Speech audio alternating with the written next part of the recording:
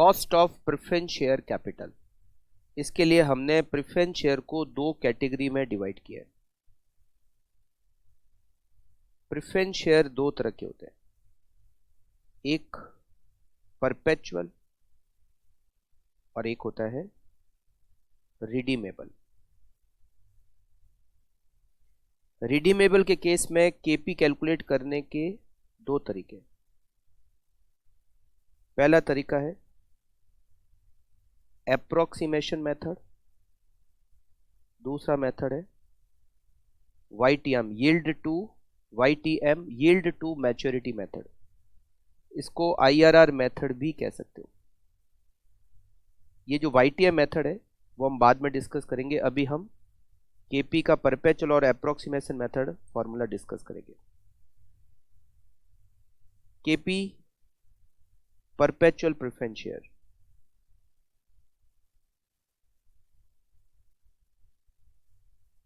Equals to preference dividend divided by net proceed into 100। KP redeemable preference share और हम अभी discuss कर रहे हैं approximation method. KP equals to preference dividend plus RV minus NP divided by N, RV plus NP divided by 2 multiply by 100।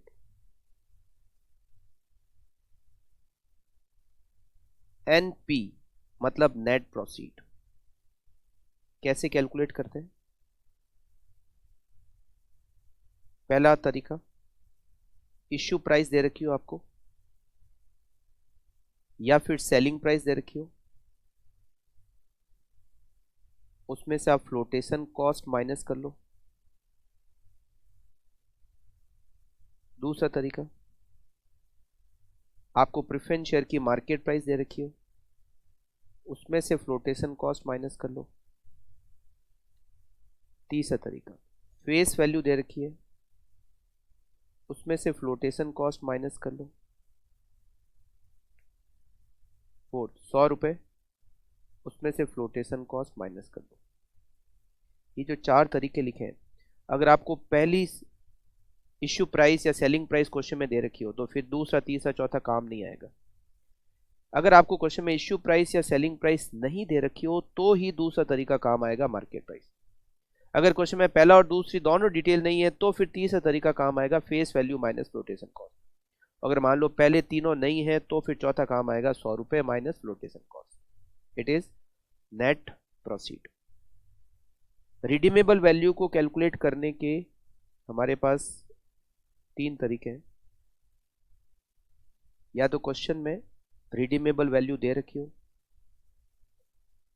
नहीं दे रखी है तो फेस वैल्यू पे रिडीम करा हुआ ये मानेंगे। अगर वो भी नहीं दे रखा है तो 100 रुपये को रिडीमेबल वैल्यू एज्यूम कर लेते हैं। एन का मतलब होता है मैच्योरिटी पीरियड। अगर प्रेफरेंस शेयर का मैच्योरिटी पीरियड दे रखा है तो ही वो रिडीमेबल होंगे।